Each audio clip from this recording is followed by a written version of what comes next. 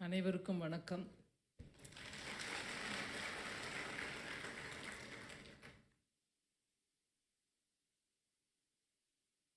கொடிசியாவுடன் 2014 இருந்தே ஒரு விதமான தொடர்பு, அதை வானதி அம்மா நல்லா எடுத்து சொன்னாங்க.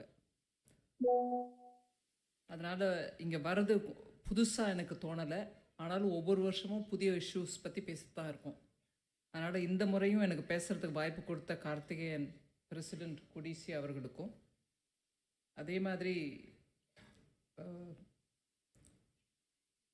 மேடையில் அமர்ந்திருக்கக்கூடிய SIMA representative S K Sundararaman, doctor S K Sundararaman, president of ICCIC Rajesh Loon, அதே மாதிரி லகு உத்யோக் பாரதியோடைய ஸ்டேட் பிரசிடெண்ட் சிவகுமார் அவர்களும், chairman of CII southern region doctor Nandini அவர்களுக்கும்,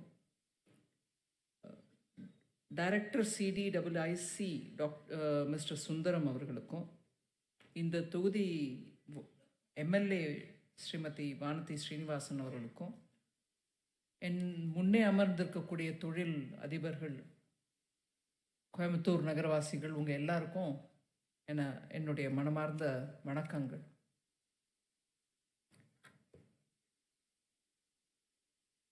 நம்ம ரிக்வெஸ்ட் பண்ணதுனால வந்தாங்க கவர்மெண்ட் அதிகாரிகள். அவங்க மக்களுடைய குரலை கேட்கறது அவங்களுடைய கடமை. அதனால் அவங்களுக்கு நன்றி சொல்ல தேவையில்லை அப்படின்னா கூட ஜஸ்ட் ஒரு வார்த்தை நான் சொன்னேன், கொஞ்சம் வந்தீங்கன்னா இங்கே நடக்கிற விஷயத்தை எல்லாரும் நீங்களே கேட்டுக்கிட்டிங்கன்னா உங்கள் டிபார்ட்மெண்ட்டில் அதை பற்றி நல்லபடியாக பேசி தீர்வு காண முடியும். நான் தீர்வு காண முடியும், இல்லைன்னா அதை முன்னே எடுத்துகிட்டு போகிறதுக்கும் வசதியாக இருக்கும். அதனால் தயவு செஞ்சு நீங்கள் ஒருத்தரை அனுப்பி கொடுக்கணும், ஒரு நாள் முன்னாடியே அனுப்பி கொடுக்கணும் அப்படின்னு இவ்வளோதாங்க சொன்னேன். உங்கள் முன்னிலையில் உங்கள் சார்பில் அவங்க எல்லாருக்கும் நான் நன்றி தெரிவிச்சுக்கிறேன். For all the officials who have come, I say this in English because you're all from different parts of the country. What I've been mentioning before this August gathering is, it's all right for government officials to come to the ground and listen to the voices of businesses and people in the ground when they have a particular issue or if they have a suggestion for the policy. And it would always be treated as it is the duty of the government to listen. So what if they've come? But what I've just mentioned to them in Tamil is, on all their behalf, although you could have just sat in Delhi and requested the memorandum to come to you, on just one request, all of you all have chosen to come here. It is not a requisite for your job, but you've understood the nature of the request. And so on all their behalf, I want to thank all of you. And அதிகாரிகள் எங்கேருந்து வந்திருந்தாங்கன்றதை கூட நான் வந்திருக்காங்கன்றதை கூட எடுத்து சொல்ல விரும்புகிறேன். ஜிஎஸ்டிலேருந்து வந்திருக்காங்க, customs டிபார்ட்மெண்ட்லேருந்து வந்திருக்காங்க, இன்கம் டேக்ஸ்லேருந்து வந்திருக்காங்க, micro medium small enterprises MSME மினிஸ்ட்ரியிலேருந்து வந்திருக்காங்க, டிபார்ட்மெண்ட் ஆஃப் ஃபினான்ஷியல் சர்வீஸ்லேருந்து வந்திருக்காங்க. அதை தவிர 2 பேங்க் உயர் அதிகாரிகளும் வந்திருக்காங்க. ஐஓபியும் கேனரா பேங்க் சீனியர் அதிகாரி சிஎம்டிஸே வந்திருக்காங்க. அப்புறம் டெக்ஸ்டைல் மினிஸ்ட்ரியிலேருந்து வந்திருக்காங்க, கவுன்சில் ஃபார் லெதர் எக்ஸ்போர்ட்லேருந்து வந்திருக்காங்க. அதனால் இவங்க ஒரு கம்ப்ளீட் அக்ராஸ் த போர்டு அதிகாரிகள் வந்து இன்றைக்கி காலையிலேருந்து உங்ககிட்டேருந்து ரெப்ரசன்டேஷன் வாங்கியிருக்காங்க, கேட்டிருக்காங்க.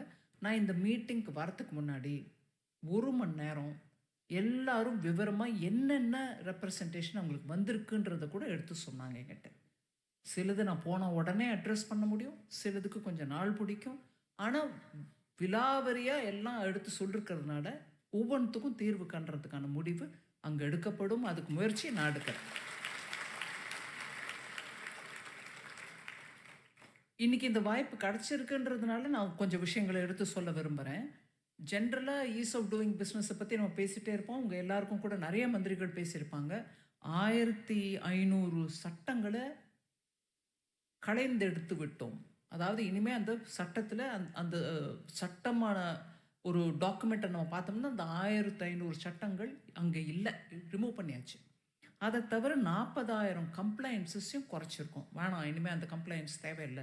புஸ்தகத்துல இருக்க தான் உங்களுக்கு அத ஒவ்வொரு ஃபார்மா ஃபில் பண்ணி குடுக்க வேண்டியிருக்கும். இந்த தலைவேதனை இருக்கக்கூடாது. மினிமம் ட்ரபிள்ல பிசினஸ் நடத்தணும். மினிமம் ரிக்வெஸ்ட்ல பிசினஸ் நடத்தணும். அதனால கம்ப்ளையன்ஸஸையும் எடுத்திருக்கோம். இத நெறைய சொல்லியிருப்பாங்க.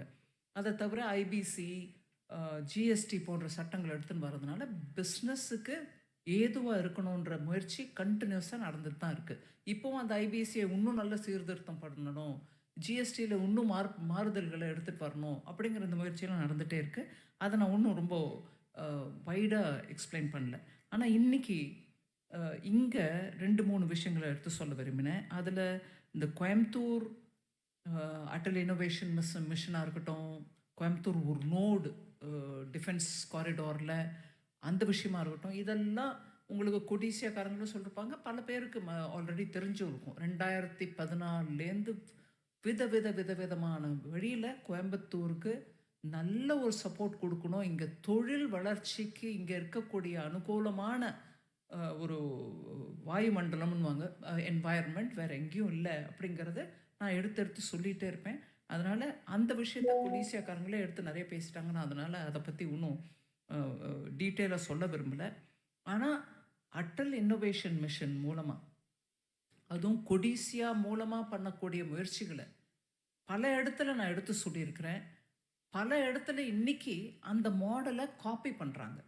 நீங்களும் அந்த மாடல் இன்னும் முன்னேற்றம் பண்ணிக்கிட்டு சீர்திருத்தம் பண்ணிக்கிட்டே வரீங்க. அதனால அது இன்னும் எஃபிஷியன்ட்டா இருக்கு. அந்த அந்த உயர்ந்த எஃபிஷியன்சி லெவல்ல மீதி இடத்துலயும் காப்பி பண்றதுக்கு நல்லா முயற்சி பண்றாங்க. அதனால உங்களுக்கு வாழ்த்துக்கள். கொடிசியா தான் பண்ண வேண்டிய பிசினஸ மாத்திரம் பண்ணாம, புது முயற்சிகளுடன் கவர்மெண்ட்டோட ஸ்கீம்ஸுக்கும் ஒரு புத்துணர்ச்சி குடுக்குறீங்க. அதுக்கு உங்களுக்கு ரொம்ப நன்றி. நான் கொடிசியா பத்தி இன்னும் எக்ஸ்பேண்ட் பண்ண விரும்பல. ஏன்னா, அது உங்களுக்கே தெரிஞ்ச கதை தான். அதனால நான் என் பொறந்த வீட்டுக்கு வந்துட்டு எங்க மாமா கதைய சொல்லிட்டே இருக்கக்கூடாது. அதனால உங்ககிட்டயே வந்து அத பத்தி பேசிட்டு இருந்தா பிரயோஜனம் இல்ல. ஆனா, அ கொடிசியா சம்பந்தப்பட்ட விஷயத்துல ஒரு ஒரு ஒரு சின்ன உதாரணத்த முன்வைக்க விரும்புறேன். சிட்பியோட பிரான்ச் போன தடவ நம்ம 2023ல வந்தபோது இங்க ஓப்பன் பண்ணோம். குறிச்சியில நெனைக்கிறேன். இங்க தான் பக்கத்திலேயே. ம். இப்போ அந்த பிரான்ச் நல்லா செயல்படுதா? இல்லையா? செயல்பட்டா அதே மாதிரி இன்னும் பண்ணணுமா? இது ஒரு பக்கம் இருக்கையில, இந்த தரம் பட்ஜெட்டும்போது நல்ல டீட்டெயிலா பிளான் பண்ணிட்டு சொன்னோம்.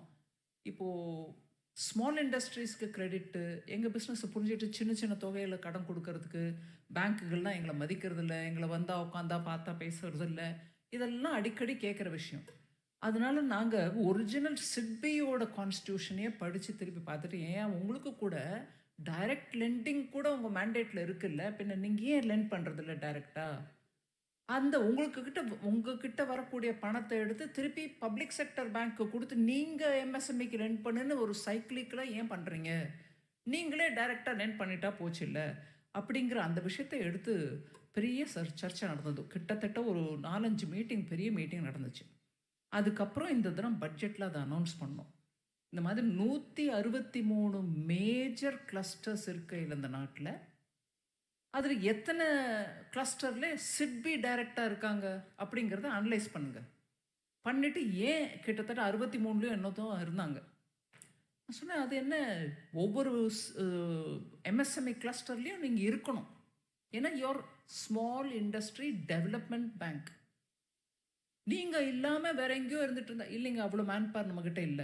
1. 2வது இன்னைக்கு டிஜிட்டல் எரா. அதனால நாங்க டிஜிட்டலா கோயம்புத்தூர்ல இருந்தா கூட பொள்ளாச்சியா இருக்கட்டும், சேலமா இருக்கட்டும், திருப்பூரா இருக்கட்டும், சென்னை வரைக்கும் கூட நாங்க பிசினஸ் பண்றதுக்கு ரெடி.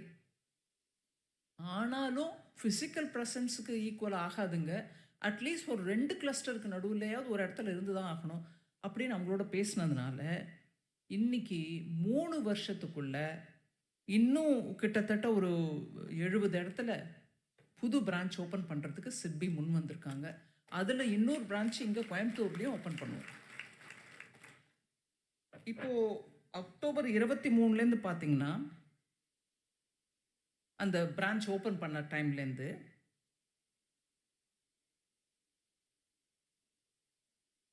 இன்னோவேட்டிவ் ஸ்டார்ட் அப்ஸ்க்கு 2 கோடி. அதில் இந்த சீட் ஃபண்ட் அவங்களும் எக்ஸ்பிளைன் பண்ணாங்க. 4.25 crores சப்போர்ட்டுக்கு இன்னும் கன்சிடரேஷன் இருந்துகிட்ருக்கு.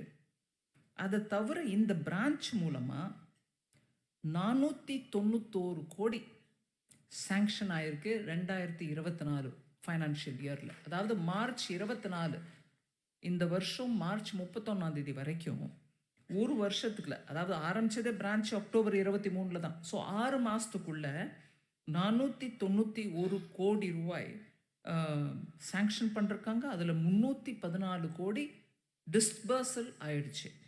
அதை தவிர அவங்க மொத்தம் அவுட்ஸ்டாண்டிங், அதாவது வெளியில் கடன் கொடுக்கப்பட்ட அமௌண்ட்டுன்னு பார்த்தீங்கன்னா 516 கோடி. அந்த ஒரு பிரான்ச்சு 6 மாதத்துக்குள்ளே இவ்வளோ பண்ணியிருக்காங்க. அதனால் சிட்பி மூலமாக பிஸ்னஸ் வளர்கிறதுக்கான வாய்ப்பு இன்னும் நிறையா இருக்குது. கோயம்புத்தூரில் மாத்திரம் இல்லை, இன்னும் எல்லா ஊர்லேயும் கூட. அதே மாதிரி இந்த 5 மாதத்தில், அதாவது ஏப்ரல் 1 2024 ஆரம்பித்து இப்போ ஆகஸ்ட் 31 வரைக்கும் 156 கோடி சாங்ஷன் பண்ணிருக்காங்க. இந்த பிரான்ச் இங்கே நம்ம அக்டோபரில் ஓப்பன் பண்ணது. அவங்க 156 கோடி சாங்ஷன் பண்ணியிருக்கிறதுல டிஸ்பர்ஸ்மெண்ட்டில் 1 கோடி ஜாஸ்தியாகவே டிஸ்பர்ஸ் பண்ணி 157 கோடி டிஸ்பர்சல் ஆகிருக்குது. மொத்தம் அவுட்ஸ்டாண்டிங்காக அவங்க லோன் கொடுத்த நம்பர் பார்த்தோம்னா 600 கோடி ரூபாயோ 628 கோடி இந்த ஒரு சிட்பி பிரான்ச்லேருந்து கொடுக்கப்பட்டிருக்கிறது. அதனால் இங்கே பிரான்ச் ஓப்பன் பண்ணதுங்கிறது ஒரு நல்ல ஒரு முடிவு. அவங்க இன்னும் நல்ல தீவிரமாக பிஸ்னஸ் நடத்தணும், இன்னும் அவங்க பிஸ்னஸ் வளர்ச்சி அடையணுன்றது தான் என்னுடைய கோரிக்கை. இதில் திருப்பி நம்ம என்ன கேட்குறோம், எம்எஸ்எம்இ நீங்கள் ஸ்மால் அண்ட் மீடியம் பற்றி பேசிட்டே போகிறீங்களே தவிர மைக்ரோவுக்கு கிடைக்கிறது இல்லை. இப்போ கூட சொன்னாங்க இந்த சிட்பி புது பிரான்ச்சு 30 மைக்ரோ யூனிட்ஸ்க்கு கொடுத்துருக்காங்க 103 கோடி. ஆகஸ்ட் 24 வரைக்கும் நான் கணக்கு சொல்கிறேன். ஸோ மைக்ரோ திருப்பி இனிமேல் நீங்கள் எனக்கு சால்ஜாப்பு சொன்னால் நடக்காது. அங்கே பிரான்ச் இருக்குது, மைக்ரோ கொடுக்குறாங்க, போங்க வாங்கிக்கோங்க. மைக்ரோவை கண்டுக்கிறது இல்லை அப்படின்னு சொன்னால் நானே இங்கே வந்து உட்காந்துட்டு கேட்பேன் எத்தனை பேர் வந்தீங்கன்னு. தயவு பண்ணி பேங்க்கை அப்ரோச் பண்ணுங்கள், சிட்பி அப்ரோச் பண்ணுங்கள், வர வச்சுக்கோங்க. இந்த தரம் பட்ஜெட் ஆக்சுவலாக வானதியமாக ரிக்வெஸ்ட் வரதும் ஒரே டைமில் ஆச்சு. இன்னொன்று, இந்த தரம் பட்ஜெட்டில் எம்எஸ்எம்இ கோசம் நிறைய விஷயம் சொல்லிருக்கோம். இதை எடுத்து சொல்கிறதுக்கோசம் நான் நாடு முழுவதும் இருக்கக்கூடிய எம்எஸ்எம்இ கிளஸ்டர்ஸ்க்கு போக விரும்பினேன். எம்எஸ்எம்இ மினிஸ்டரையும் ரிக்வெஸ்ட் பண்ணேன், ஐயா நீங்களும் வாங்க. அவரும் வந்தார் என்னோட. உதய்பூர் போனோம். உதய்பூரில் மார்பிள் ஸ்டோன்ஸ் இருக்குது பாருங்கள், நம்ம வீட்டில் நம்ம இப்போ வைக்கிறோம், பிஸ்னஸ் ஹவுசஸில் போடுறாங்க. அந்த மார்பிள், நேச்சுரல் மார்பிள் அங்கே தான் பெரிய கிளஸ்டர். மினிஸ்டர் வந்திருந்தார், ஜிதன் ராம் மாஞ்சி அவர்கள். அங்கே போய் அங்கேருந்து தான் ஆரம்பிச்சது. பட்ஜெட்டில் எம்எஸ்எம்இக்கு என்னெல்லாம் சொல்லிருக்கோன்றதை எடுத்து சொல்கிறதுக்கோசம் அந்த இடத்துல தான் ஃபஸ்ட் ஆரம்பித்தோம். இப்போ எல்லா கிளஸ்டருக்கும் போகிறோம். எதேச்சியாக வானதியம்மா இங்கே கேட்டவுடனே அந்த விஷயத்தையும் இங்கே எடுத்து சொல்ல விரும்புகிறேன். பட்ஜெட்டில் எம்எஸ்எம்இ பொறுத்த வரைக்கும் 7 விஷயங்களை உங்களுக்கு முன்வைக்க விரும்புகிறேன். Just point. Special credit guarantee corpus create பண்ணிருக்கோம். நீங்கள் எடுத்து சொன்னீங்க டிஸ்ட்ரெஸ் டைம், அதாவது SMA 1க்கு வர போகிற நிலைமை வந்துருச்சு. என்பிஏ ஆகக்கூடாது. ஆனால் எங்களுக்கு 90 டே லிமிட் எங்களுக்கு ரொம்ப கடினமாக இருக்குது. இதை நிறைய தடவை கேட்டிருக்கோம். ஆர்பிஐயோட உட்காந்து கலந்து ஆலோசனை பண்ண பிறகு அதுக்கு ஒரு செப்பரேட் ஃபண்டு க்ரியேட் பண்ணியிருக்கோம். நீங்கள் ஸ்ட்ரெஸ்ஸில் வந்த உடனே அந்த ஃபண்டு மூலமாக உங்களுக்கு அசிஸ்டன்ஸ் கிடைக்கும். அதனால் உங்களுக்கு என்பிஏ ஆக வேண்டிய நிலைமை ஏற்படாது. அதுதான் ஃபஸ்ட் ஸ்டெப். அதை நீங்கள் உபயோகிச்சுக்கணும். இப்படி ஒரு ஃபண்டு வந்திருக்கா எங்களுக்கு தெரியாதுங்க, அது பாருங்கள் நான் என்பிஏ ஆகிட்டேன் அப்படின்னு சொல்லாதீங்க, தயவு பண்ணி சொல்லாதீங்க. கொடிசியாவை நான் கைகூப்பி கேட்டுக்கிறது என்னன்னா, உங்கள் அசோசியேஷனில் இருக்கக்கூடிய எல்லா மெம்பர்ஸ்க்கும் சொல்லணுங்க, எம்எஸ்எம்இ ஸ்ட்ரெஸ்ஸில் வந்தோடனே அந்த 90 நாள் கிளாக்கு டிக் டிக் டிக்குன்னு போயிட்டே இருக்குது, நம்மளுக்கு பிளட் ப்ரெஷர் ஏறிடுது, நாங்கள் என்ன பண்ணுவோம்னு கேட்குறவங்களுக்கு அரசு இப்போது ஒரு ஸ்கீம் எடுத்துகிட்டு வந்திருக்கு.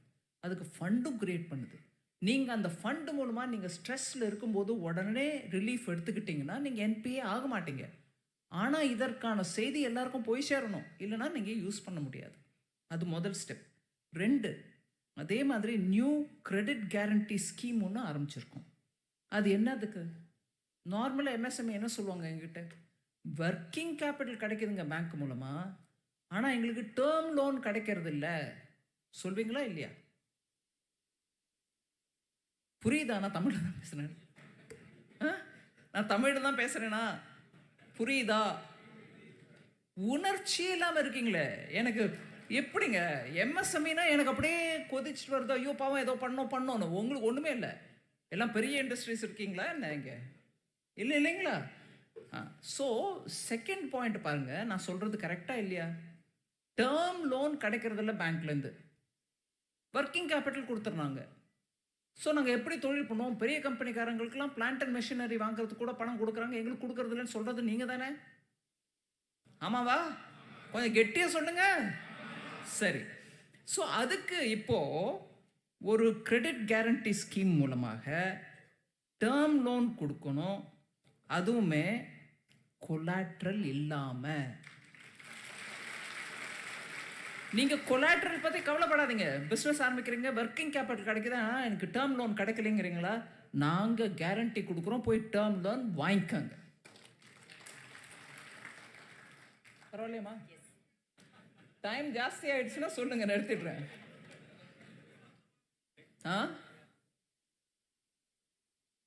சரிங்க, ரொம்ப நன்றி.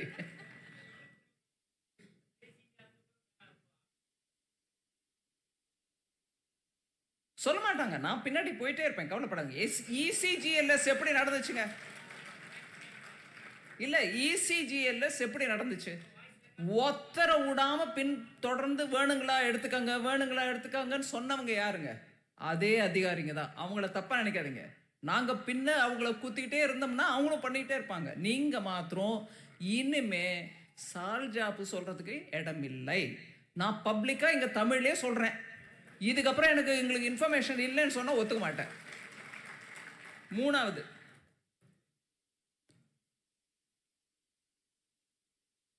சில சமயம் நம்மளுக்கு அந்த கேரண்டி ஃபண்ட் நம்மளுக்கு கேரண்டி கொடுக்க முடியறதில்ல, கொலாட்ரல் கொடுக்க முடியறதில்ல, ஆனால் எங்களுக்கு லோன் வேணும், எப்படி எடுக்கிறது அப்படிங்கிறவங்களுக்கு 100 கோடி வரைக்கும் உங்கள் ப்ராஜெக்ட் லோன், மொத்தம் லோனு 100க்கு மேலே இருக்கலாம், ஆனால் அப் டு 100 கோடி செல்ஃப் ஃபைனான்சிங் கேரண்டி நாங்கள் கொடுக்கறதுக்கு அனௌன்ஸ் பண்ணியிருக்கோம் பட்ஜெட் மூலமாக.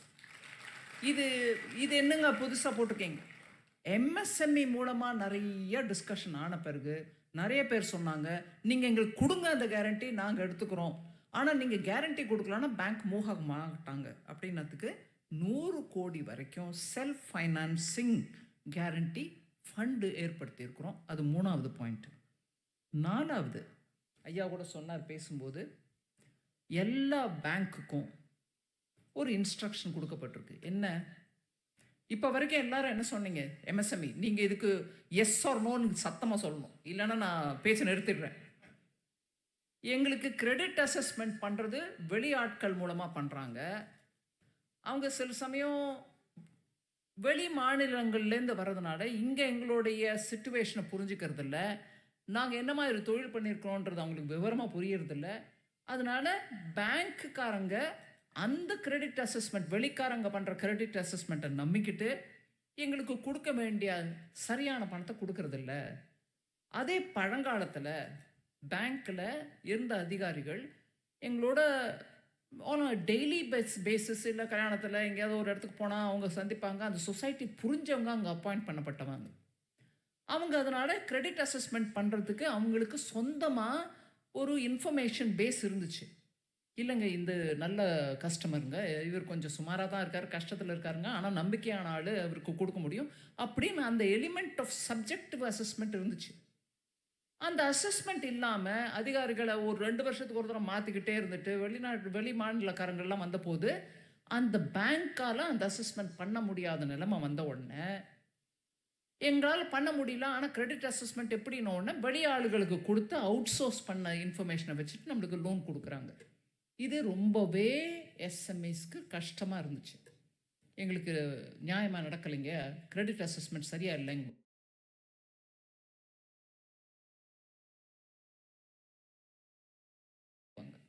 இந்த தரம் ஆல்ரெடி ரூல் இருந்துச்சு. ஆர்பிஐ ஆல்ரெடி பேங்க்ஸுக்கு அந்த அதிகாரத்தை கொடுத்துருந்தாங்க. நீங்களா அசஸ் பண்ணிக்கோங்க, வேணா கிரெடிட் வெளியிலேருந்து அசஸ் பண்ண தேவையில்லைன்னு. ஆனாலும் பேங்க்ஸ்க்கு தைரியம் இல்லாமல் நம்மளுக்கு எதுக்கு வந்துச்சு வம்பு, வெளியாள விட்டு பண்ண சொல்லு அப்படின்னு சொல்லிட்டாங்க. இப்போ நாங்கள் சட்டத்தின் மூலமாக, ஃபைனான்ஸ் பில்லின் மூலமாக பேங்க்குக்கு சொல்கிறோம், நீங்களே அதை அசஸ்மெண்ட் பண்ணித்தான் ஆகணும். அதோடு இல்லாமல் ஒவ்வொரு பேங்க்கும் அவங்கவுங்க பண்ணிகிட்டே இருப்பாங்க. இதில் ஒரு பேங்க்கில் ஒரு விதமாக அசஸ்மெண்ட், இன்னொரு பேங்க்கில் இன்னொரு விதமாக அசஸ்மெண்ட்டுன்ற கம்ப்ளைண்ட் அப்புறம் வரக்கூடாதுன்றதுனால எஸ்பிஐ தலைமையில் எல்லா பேங்க்கோட பேசி நீங்கள் ரஃப் அண்டர்ஸ்டாண்டிங்க்கு வந்துக்கங்க, என்ன மாதிரி அசஸ்மெண்ட் பண்ண போகிறீங்கன்னு. ஒரு பேங்க்கில் நல்ல விதமாக, இன்னொரு பேங்க்கில் அவ்வளோ சுகமாக இல்லைன்ற நிலைமை இல்லாமல் பார்த்துக்கங்கன்னு சொல்லி பண்ணியிருக்கிறோம். அவங்களும் அந்த வேலையில் ஈடுபட்டுருக்காங்க. சீக்கிரத்தில் எல்லா பேங்க்கும் அவங்க கஸ்டமர்ஸை அவங்கவுங்க இன்டர்னல் ப்ராசஸ் மூலமாக கிரெடிட் அசஸ்மெண்ட் பண்ணுவாங்க. அது பட்ஜெட் அசஸ்மெண்ட். அப்புறம் உங்களுக்கு ஆல்ரெடி வெளியில் வந்திருக்கும் செய்தி, முத்ரா லோனில் அந்த தருண் கேட்டகரியில் இருக்கக்கூடியவங்களுக்கு 10 லட்சமாக இருந்தது 20 லட்சமாக இன்க்ரீஸ் பண்ணியிருக்கோம். 20 லட்சம் வரைக்கும் முத்ரா லோன் எடுத்துக்கலாம். அதுவுமே கொலாட்ரல் ஃப்ரீ தான், அது ஆல்ரெடி உங்களுக்கு தெரியும். அப்புறம் சிட்பியை பற்றி சொன்னேன். அவங்களே டைரக்ட் லெண்டிங் பண்ணணும், இந்த மாதிரி எம்எஸ்எம்இ கிளஸ்டர்ஸில் இருக்கணும் நீங்கன்னு சொன்னதுக்கு 168 மேஜர் எஸ்எம்இ கிளஸ்டர்ஸ் நாட்டில் இருக்கையில் அடுத்த 3 வருஷத்துக்குள்ள 24 புது கிளஸ்டர்ஸில் பிரான்ச் ஓப்பன் பண்ணிருக்கோன்னு அவங்க வாக்குறுதி கொடுத்துருக்காங்க. They will do it. அதன் மூலமாக உங்களுக்கு டைரெக்டாக சிட்பி உங்களோட தொழில் டேர்ன் ஓவர் அண்ட் பிஸ்னஸ் சைக்கிளில் புரிஞ்சுக்கிட்டு உங்களுக்கு லோன் கொடுக்க முடியும். ஃபைனலாக இந்த ட்ரெட்ஸில் எல்லாரும் பார்ட்டிசிபேட் பண்ணுறீங்களா இல்லையா? சின்ன தொழிலில் இருக்கிறவங்க பார்ட்டிசிபேட் பண்ணுறதில்ல. ஏன்னா அங்கே பில் டிஸ்கவுண்டிங் சிஸ்டம் உங்களுக்கு அவைலபிளாக இருக்குது. பேமெண்ட் லேட் ஆகிடுச்சுன்னா இது மூலமாக பண்ணிக்கலான்றது. அந்த ட்ரெட்ஸில் இப்போ வரைக்கும் 500 கோடி வரைக்கும் ஒரு மினிமம் உங்களுக்கு 500 கோடி பிஸ்னஸ் இருந்தால் தான் அதில் இருக்கலாம் அப்படிங்கிற மாதிரி இருந்துச்சு. இப்போ அதை லோவர் பண்ணியிருக்கோம். 250 கோடி பண்ணுறவங்க கூட அந்த ட்ரெட்ஸ்க்கு நீங்கள் பில் டிஸ்கவுண்டிங் மூலமாக பெனிஃபிட் அடையலாம். ஸோ இதெல்லாம் பர்டிகுலராக எம்எஸ்எம்இ அப்படின்னு சொல்லி பண்ணியிருக்கிறது. இதை தவிர பட்ஜெட்டில் அனௌன்ஸ்மெண்ட்ஸ் இருக்குது, அது கூட எம்எஸ்எம்இக்கு உபயோகமாக இருக்கும். பெரிய நகரங்களில் கிட்டத்தட்ட 100 நகரங்களில் அவங்கள சுற்றி இருக்கக்கூடிய ஏரியாவில் ப்ளக் அண்ட் ப்ளே மாடலில் இண்டஸ்ட்ரியல் பார்க்ஸ் அமைக்க இருக்கிறோம் 100 நகரங்களில். ஸோ அந்த ப்ளக் அண்ட் ப்ளே மாடலில் நீங்கள் நம்ம க்ரியேட் பண்ணி கொடுத்துட்டா எம்எஸ்எம்இ போய் டைரெக்டாக அங்கே செட்டப் பண்ணிக்கிட்டால் உங்களுக்கு இந்த லைசன்ஸ் கோசம், அந்த பெர்மிட் கோசம், இந்த நோட்டிஃபிகேஷன் கோசம் அப்படின்னு சுற்றவே வேண்டாம். எல்லாம் ரெடியாக இருக்கும். நீங்கள் வந்து உங்கள் பிஸ்னஸ் செட்டப் பண்ண வேண்டியதான். அந்த மாதிரி 100 நகரங்களில் செட்டப் பண்ணுறதுக்கு பட்ஜெட்டில் கொடுத்துருக்கு. அதை தவிர காமர்ஸ் எக்ஸ்போர்ட் ஹப்ஸையும் நாங்கள் அனௌன்ஸ் பண்ணிருக்கோம் பப்ளிக் ப்ரைவேட் பார்ட்னர்ஷிப் மூலமாக. இதன் மூலமாக எக்ஸ்போர்ட் ரிலேட்டட் சர்வீசஸ் எல்லாம் உங்களுக்கு அந்த ஹப் மூலமாக கிடைக்கிறதுக்கு வாய்ப்பு இருக்குது. அண்ட் ஃபைனலி வெங்காயத்தை பற்றி நம்ம அம்மா எம்எல்ஏ பேசினாங்க. இது ப்ரிசர்வேஷன் ஒரு பெரிய ப்ராப்ளம். இந்த மாதிரி சீக்கிரத்தில் அழிஞ்சு போகக்கூடிய கெடக்கூடிய பழங்களோ காய்கறிகளோ சரியான ப்ரிசர்வேஷன் இல்லாதனால விவசாயிகளுக்கு சரியான விலை கிடைக்கிறதில்ல. அதை ஸ்டோர் பண்ணுறதுக்கான பழங்காலத்தில் நம்ம காத்தாட உணர்த்தி வச்சாலே போதும், அதை வச்சுட்டே நடத்திட்டு இருந்தோம். இன்றைக்கி லார்ஜ் ஸ்கேலில் காத்தாட உணர்த்துறதுக்கு அவங்கக்கிட்ட இடம் இருக்கா, அதை நடத்துறதுக்கு அவங்களால முடியுமா அப்படிங்கிற அந்த பிரச்சனை வந்தபோது தான் இப்போது கவர்மெண்ட் மூலமாக நாங்கள் 100 food quality and safety testing labs establish பண்ண போகிறோம் NABL ஸ்டாண்டர்ட்ஸில்.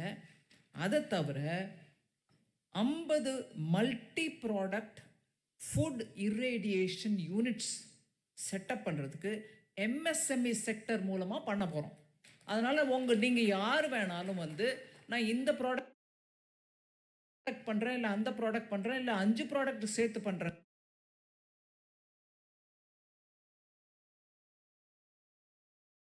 ஆனால் இர்ரேடியேஷன் ஃபெசிலிட்டி எனக்கு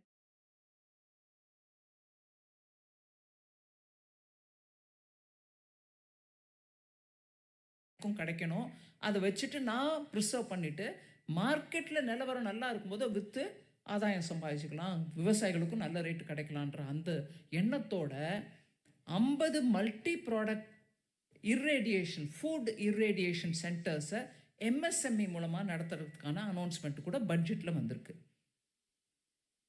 இது தவிர ஸ்கில் டெவலப்மெண்ட்டை பற்றி நான் நிறையா பட்ஜெட் மூலமாக நீங்கள் பார்த்துருப்பீங்க. கிட்டத்தட்ட 5 ஸ்கீம்ஸ் மேஜர் ஸ்கீம் எடுத்துகிட்டு வந்திருக்கோம். இதுக்கு நான் இந்த கொடிஷியாவில் இதை பற்றி பேச வேண்டிய தேவை இருக்குது. ஏன்னா கொடிஷியாவில் தான் நீங்கள் ஆரம்பிச்சிங்க. அந்த இண்டஸ்ட்ரி பார்ட்டிசிபேஷனோட ஸ்கில் டெவலப்மெண்ட் நம்ம பண்ணிட்டா 100 பேர் நாங்கள் ரெக்ரூட் பண்ணுறோம். அதாவது எங்கள் மெம்பர்ஸ்க்கு 100 பேர் தேவை அப்படின்னா நாங்கள் 300 பேருக்கு வேணால் நாங்கள் ட்ரைனிங் எங்கள் கொடிசியா மூலம் கொடுக்குறோங்க. 100 பேரை நாங்கள் எடுத்துக்கிறோம், மீதி 200 பேர் மார்க்கெட்டில் யார் வேணாலும் எடுத்துக்கிட்டோம் அப்படிங்கிற மாதிரி இண்டஸ்ட்ரி பார்ட்டிசிபேஷனோட நீங்கள் ட்ரைனிங் கொடுக்கறது ஒரு பெரிய ஒரு உதாரணமாக நான் எல்லா இடத்துலையும் கோட் பண்ணேன். அதனால் இப்போ நம்ம இந்த ஸ்கீமில் கவர்மெண்ட்டில் 5 விதமான எம்ப்ளாய்மெண்ட், இன்டர்ன்ஷிப், ஸ்கில்லிங் ப்ரோக்ராம் எடுத்துகிட்டு வந்திருக்கோம். அதில் ஃபஸ்ட் டைம் வேலைக்கு வரவங்களுக்கு முதல் தொகையாக 6000 ரூபா வந்து நீங்கள் ஒரு ரூம் எடுத்து வாடகைக்கு இருந்துக்கிட்டு பண்ணணுன்றதுனால 6000 ரூபா முதல் முறையாக வேலை தேடுபவர்களுக்கு. ஒரு இடத்துல வேலையில் அமர்றாங்க, அவங்களுக்கு 6000 ருபீஸ் ஒரு முறை. அதை தவிர 5000 ரூபா அவங்களுக்கு மாசாந்திரம், அவர் என்ன சம்பளத்தில் சேர்ந்தாலும் 5000 ரூபா. இப்படியாக ப்ளஸ் புதுசாக சேர்றவங்க ஃபஸ்ட் டைமராக இல்லாட்டியும் கூட அடிஷ்னல் ஒர்க்குக்கு வரவங்களுக்கு கூட அவங்க எம்ப்ளாயிக்கும் சரி இவங்களுக்கும், எம்ப்ளாயருக்கும் சரி இவங்களுக்கும் சரி இபிஎஃப்ஓ பேமெண்ட்டில் கவர்மெண்ட் பணம் கொடுக்கும். அதோட 4 வருஷத்துக்கு கொடுக்கறதுக்கு நாங்கள் வாக்குறுதி கொடுத்துருக்கோம். நீங்கள் அந்த ஆளை 4 வருஷத்துக்கு வச்சுக்கோங்க, ஒவ்வொரு வருஷமும் அதில் இபிஎஃப்ஓ வாங்கிக்கோங்க. 3வது ஸ்கீம், உங்ககிட்ட இருக்கிறவங்கள தவிர இன்னும் அடிஷ்னலாக எடுத்துக்கோங்க. அவங்களுக்கு என்ன சேலரி நீங்கள் கொடுத்தாலும் சரி, 1 லட்சம் வரைக்கும், 20,000 தான் 30,000 தான் இல்லை, 1 லட்சம் வரைக்கும் கொடுக்கறதுக்கு இருக்கீங்க. நாங்கள் மாதம் 3000 ரூபா கொடுக்குறோம். அதுவும் 2 வருஷத்துக்கு கொடுக்குறோம். அந்த அடிஷ்னல் எம்ப்ளாய்மெண்ட் நீங்கள் எடுத்துக்கிறதுக்கு இருக்கும்போது அந்த அடிஷ்னல் எம்ப்ளாயியை நீங்கள் எடுத்துக்கிறவங்களுக்கு மாதம் 3000 ரூபா நாங்கள் கான்ட்ரிபியூஷன் கொடுக்குறோம். இதை தவிர ஸ்கில்லிங்க்கு அந்தந்த மாநில அரசோட பேச்சுவார்த்தை நடத்தி ஐடிஐஸ் எல்லாத்துக்கும் ஒரு 5 வருஷத்துக்குள்ள ஒரு 1000 ஐடிஐஸ்க்கு நல்லா அப்கிரேட் பண்ணி அவங்க கிட்ட இருக்கக்கூடிய கருவிகள், சாதனங்கள் எல்லாம் கூட நல்ல விதமான ட்ரைனிங்க்கு உபயோகப்படுத்துறதுக்கு ஹப் அண்ட் ஸ்போக் மாடல் மூலமாக ஸ்கில்லிங் சென்டர்ஸாக மாற்றுறதுக்கு, அதுலேயுமே பர்டிகுலர்லி இண்டஸ்ட்ரியல் ரெவல்யூஷன் 4.0 மனசில் வச்சுட்டு அங்கே artificial intelligence, datas analysis, IoT இது எல்லாத்துக்கும் கூட இளைஞர்களுக்கு ட்ரைனிங் கொடுக்கறதுக்கான ஒரு ஸ்கீம். இதில் ஸ்டேட் கவர்மெண்ட்டோட ஐடிஐஸை நாங்கள் புதுப்பிச்சு கொடுக்குறோம், அதில் வேணுங்கிற இன்வெஸ்ட்மெண்ட் பண்ணுறோன்ற ஒரு ஸ்கீம் கூட பட்ஜெட்டில் அனௌன்ஸ் ஆகிருக்கு. அதை தவிர இன்டர்ன்ஷிப் ஸ்கீம், நாட்டில் இருக்கக்கூட 500 டாப் கம்பெனிகளில் ஒரு வருஷத்துக்கு இன்டர்ன்ஷிப் சேர்த்துக்கிறதுக்கு 1 கோடி இளைஞர்களுக்கு வாய்ப்பு கொடுக்குறோம். 5 வருஷத்தில் 1 கோடி இளைஞர்களுக்கு இன்டர்ன்ஷிப் மூலமாக 12 மாதத்துக்கு உங்களுக்கு அந்த இன்டர்ன்ஷிப் பெனிஃபிட் கிடைக்கும். அதுலேயும் அந்த 6000 ரூபா அவங்க ஃபஸ்ட் டைம் வரவங்களுக்கு மாசாந்திரம் 5000 ரூபா நம்ம கொடுக்குறோம். அந்த கம்பெனி அவங்க சிஎஸ்ஆர் மூலமாக அங்கே ஒரு மாஸ்டர் ட்ரெயினரை வச்சுட்டு அவங்களுக்கு ஷாப் ஃப்ளோரில் எப்படி என்ன பண்ணணுன்றதை எடுத்து சொல்ல முடியும். ஸோ உங்களுக்கு லாங் அண்ட் ஷார்ட் பட்ஜெட்டில் இந்த தரம் இளைஞர்களை ட்ரைனிங் கொடுக்குறதும், எம்எஸ்எம்இக்கு நல்ல விதமாக ஓப்பன் அப் பண்ணி எல்லா விதத்துலையும் கிரெடிட் கிடைக்கணுன்றதுனால ஈஸியாக நாங்களே கேரண்டி கொடுத்து லோன் ஃபெசிலிட்டி ஏற்பாடு பண்ணுறதும் பண்ணியிருக்கிறோம். இதை தவிர இப்போ இருக்கக்கூடிய ஸ்கீம்ஸில் கோயம்புத்தூருக்கு எவ்வளோ கிடச்சிருக்குன்றத ஒரு லிஸ்ட்டு குவிக்காக படிச்சிடுறேன், ஸோ தட் உங்களுக்கு நிறைய டைம் எடுக்காமல். முத்ரா யோஜனா உங்களுக்கு தெரியும், இப்போ அந்த அமௌண்ட்டை கூட இன்க்ரீஸ் பண்ணிருக்கோன்னு சொல்லியிருக்கேன். ஆல் இண்டியாவில் 49 கோடி, கிட்டத்தட்ட 50 கோடி, 49.5 crore முத்ரா லோன் அக்கௌண்ட் இருக்குது. அதில் தமிழ்நாட்டில் 5.6 கோடி மக்களுக்கு அந்த முத்ரா அக்கௌண்ட்ஸ் இருக்குது. கோயம்புத்தூரில் மாத்திரம் 20 லட்சம் பேருக்கு முத்ரா லோன் 13,180 கோடி ரூபா கிடச்சிருக்கு அவங்களுக்கு லோன். விஸ்வகர்மா இது நிறைய 2 கோடி அப்ளிகேஷன் வந்திருக்கு இப்போ வரைக்கும். இதில் இன்னும் ப்ராசஸ் நடந்துட்டுருக்கு. 13.15 lakh people have benefited. Coimbatore exact number என் கையில் ரெடியாக இல்லை. உத்யம் ரெஜிஸ்ட்ரேஷன் போர்ட்டலை பற்றி பேசினாங்க. அதில் all India 4.79 crore registered MSME இருக்காங்க. They are largely micro enterprises. அந்த மைக்ரோ என்டர்பிரைசஸில் கிட்டத்தட்ட 20 கோடி பேருக்கு வேலை வாய்ப்பு இருக்குது. உத்யம் போர்ட்டலில் இருக்கிறவங்க தமிழ்நாட்டிலேருந்து 29 லட்சம் பேர் MSME இந்த உத்யம் போர்ட்டலில் ரிஜிஸ்டர். 29.45 lakh. இதன் மூலமாக உங்களுக்கு வேணுங்கப்பட்ட யார் கிடைக்கணும், எங்களுக்கு வேலைக்கு நல்ல குவாலிஃபைடாக இருக்கிறவங்க கிடைக்குவாங்களான்னு இந்த உத்யம் போர்ட்டல் உங்களுக்கு ஹெல்ப் பண்ணுது சரியான ஆளை ரெக்ரூட் பண்ணுறதுக்கு. Prime ministers employment generation program ரொம்ப இன்ட்ரெஸ்டிங்கு. இது பாருங்கள், கிரெடிட் லிங்க்ட் சப்சிடி இனிஷியேட்டிவ். இதன் மூலமாக எம்ப்ளாய்மெண்ட் க்ரியேட் பண்ணுறாங்க. அது மைக்ரோ என்டர்பிரைசஸ்க்கு நான் ஃபார்ம் செக்டரில் அப்ளை ஆகுது. மார்ஜின் மணி கொடுக்குறாங்க எல்லா பெனிஃபிஷியரிஸ்க்கும். ஸோ நீங்கள் போய் பேங்க் மூலமாக லோன் எடுத்துக்கிட்டு ஒரு சின்ன என்டர்பிரைஸ் ஆரம்பிக்கலாம். அதுக்கு 50 லட்சம் வரைக்கும் நீங்கள் அந்த என்டர்பிரைஸ்க்கு லோன் எடுத்துகிட்டு நடத்தலாம். மேனுஃபேக்சரிங் செக்டர்னால் 50 லட்சம் வரைக்கும் எடுக்கலாம்.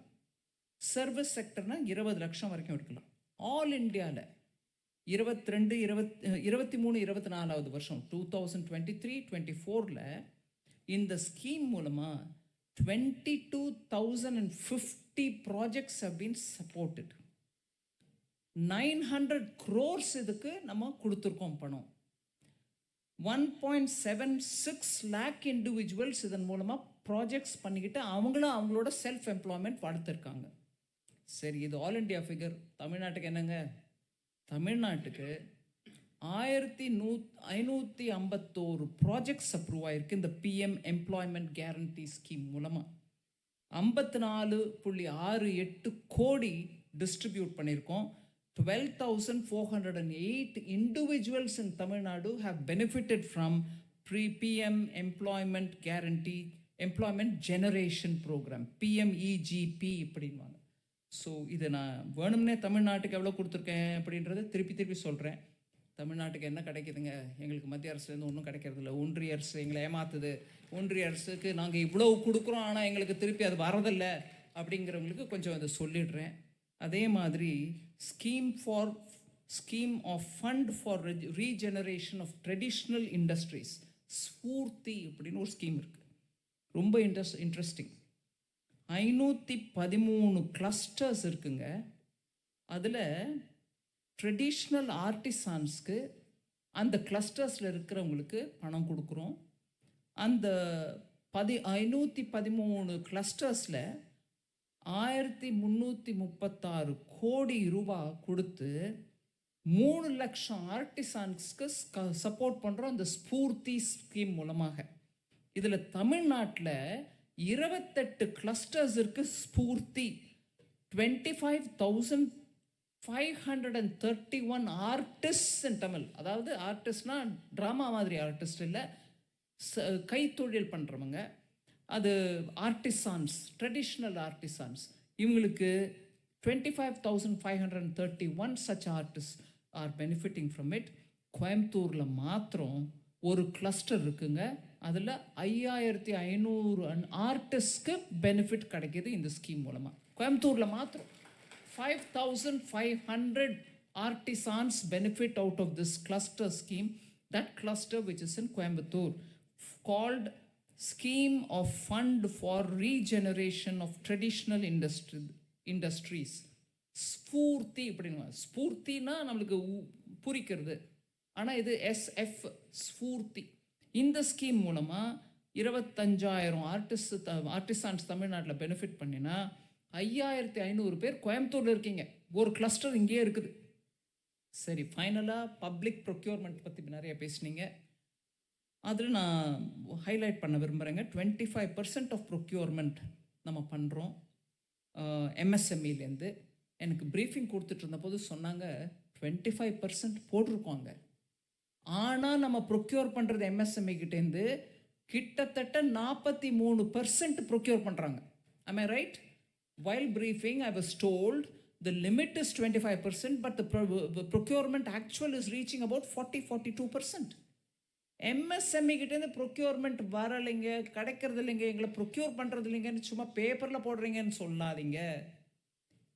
இந்த 43% யாருங்க பின்ன? 25% தான் போட்டிருக்கோங்க நம்பர். நாங்கள் நிறுத்திருக்கலாங்க. 25% target stop it we obtained from 25 இல்லை, 25% டார்கெட் கொடுத்து 43% ப்ரொக்யூர் பண்ணுறாங்க. அது என்னுடைய கோரிக்கை ஒன்று உங்கள் முன்னாடி வைக்கிறேன். 43 நிற்கக்கூடாதுங்க, 75% நீங்களே போங்க. யார் தடுக்கிறா அவங்கள? உங்ககிட்ட குவாலிட்டி இருக்கிறதுனால அவங்க ப்ரொக்யூர் பண்ணுறாங்க. 25 நீங்கள் 35 மாற்றி கொடுங்கன்னு கேட்கறதுக்கு பதிலாக 25ன்னு போட்டுட்டு நீங்கள் 43 ப்ரொக்யூர் பண்ணுறீங்க. நாங்கள் 75 கொடுக்குறோம் எடுத்துக்கோங்கன்னு சொல்லுங்கள். அது உங்களோட சக்தி, அது உங்களுடைய பலம். அந்த ரேட்டை மாற்றி கொடுத்துட்டு அவங்க அப்புறம் இல்லைங்க யாரும் வரேன்னு சொன்னால் மாத்திரம் பிரயோஜனம் இருக்காது. உங்ககிட்ட இருக்குது அந்த பலம், அதை நீங்கள் உபயோகிக்கணும். ஸோ இந்த விவாத் சே விஸ்வாஸை பற்றி நிறைய சொன்னீங்க, சமாதான் போர்ட்டலை பற்றியும் சொன்னீங்க. அதை அந்த விஷயத்தெல்லாம் எடுத்துகிட்டு போய் நான் டெல்லியில் எல்லாரோடையும் உட்காந்து பேசுகிறேன். ஒரே ஒரு விஷயம், தமிழ்நாடுனா டெக்ஸ்டைல்ஸ் இல்லைங்களா?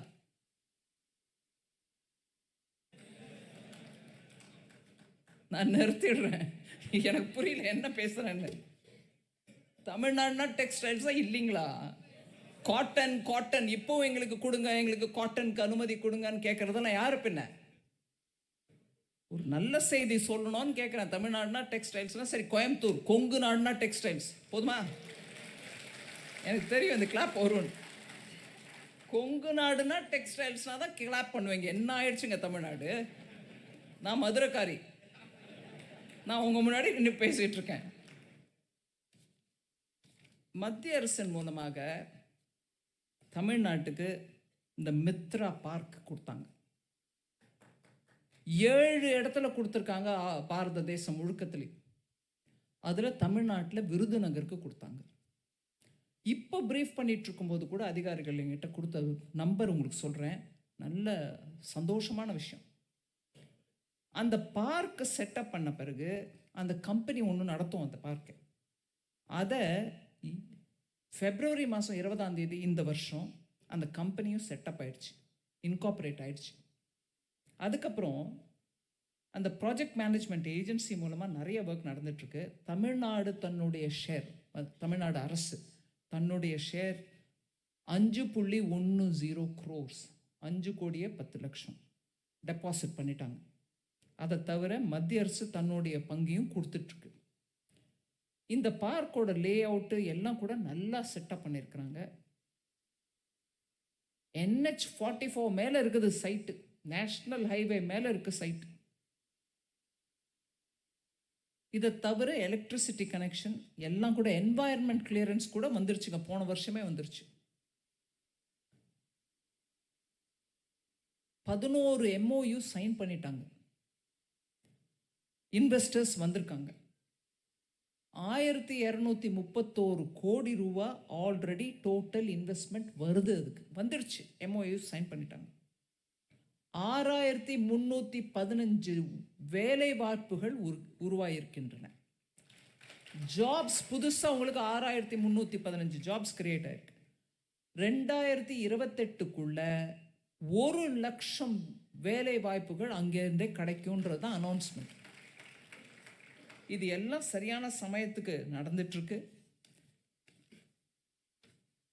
கோயம்புத்தூர்காரங்களும் அந்த விருதுநகர் அங்கங்கே தென் தமிழ்நாட்டுக்கு போவோன்றது இல்லாமல் உங்களுடைய டெக்ஸ்டைல் எக்ஸ்பர்டீஸை தயவு பண்ணி எடுத்து சொல்லணும். அந்த மெகா இண்டஸ்ட்ரியல் பார்க் நம்மளுக்கு பெரிய அட்வான்டேஜ் தமிழ்நாட்டுக்கு. மத்திய அரசின் மூலமாக இப்பேற்பட்ட ஒரு திட்டம் இங்கே வந்து அது நல்லா முன்னேறிட்டுருக்கு. ஜஸ்ட் அஸ் இங்கே defence industrial corridor Coimbatore node நல்ல டெவலப் ஆகிட்டுருக்கீங்க. அந்த பேஸை வச்சுக்கிட்டு நம்ம தொழில் வளர்ச்சிக்கு எவ்வளோ முயற்சி எடுக்கணுமோ எடுக்கணும். இன்றைக்கி வந்திருக்கக்கூடிய அதிகாரிகள் எல்லாரும் உங்கள்கிட்ட இந்த மனுக்களை வாங்கிட்டுருக்காங்க. டெல்லியில் போய் அதை பரிசீலனை பண்ணி எத்தனை எங்களால் துரிதமாக அதில் நடவடிக்கை எடுக்க முடியுமோ எடுக்கிறதுக்கான வாக்குறுதி நான் உங்களுக்கு கொடுக்குறேன். ரொம்ப நன்றி. Thank you, Madam, for sharing your valuable insight. ஒரே ஒரு விஷயம் உங்களுக்கு திருப்பி நான் எடுத்து சொல்லலைன்ற மாதிரி ஒரு எம்எல்ஏ அம்மா கவலைப்படுறாங்க. ஜிஎஸ்டி பற்றிய விஷயங்களை நான் டெஃபினட்டாக போய் நான் பரிசீலனை பண்ணுறேன், கவுன்சிலையும் சொல்கிறேன். அதனால் நீங்கள் அதை பற்றி கவலைப்பட வேண்டாம். நான் எடுத்து ஸ்பெசிஃபிக்காக சொல்லலை. அப்புறம் விஸ்வகர்மாவில் நாடு முழுவதும் 2 கோடிக்கு மேலே நபர்கள் அவங்களுடைய பேர் வந்திருக்கு. அவங்களுக்கு 5 நாளுக்கு 6 நாளுக்கு ட்ரைனிங் கிடைக்குது. 15,000 ரூபா வர்த் கிட் கொடுக்குறோம். அந்த ட்ரைனிங் எடுக்கிற நாள் ஒவ்வொரு நாளைக்கும் 500 ரூபா அவங்களுக்கு கை செலவுக்கு பணம் கொடுக்குறாங்க. மத்திய அரசு அதன் மூலமாக நிறையா கிட்டத்தட்ட 18 தொழில்கள் அதில் அந்த லிஸ்ட்டில் கொடுக்கப்பட்ட தொழில்களை எல்லாத்தையும் வளர்க்கறதுக்கான முயற்சி நடந்துகிட்ருக்கு. ஆனால் இந்த சந்தர்ப்பத்தில் நான் சொல்ல விரும்புகிறேன், தமிழ்நாடு அரசு அதே மாதிரி வெஸ்ட் பெங்கால் அரசு கூட இன்னும் எதுவும் நோட்டிஃபை பண்ணல. நாடு முழுவதும் 2 கோடி விஸ்வகர்மா அப்ளிகேஷன் வந்து அதை நாங்கள் ப்ரோசஸும் பண்ணிவிட்டு இம்ப்ளிமெண்ட்டும் பண்ண ஆரம்பித்தா கூட தமிழ்நாட்டில் இன்னும் அந்த நோட்டிஃபிகேஷன் வரல. அதனால் என்னங்க பிஎம் விஸ்வகர்மான்னு சொன்னீங்க, ஒன்றுமே நடக்கலைன்னா நிஜம் இதுதான். நன்றி.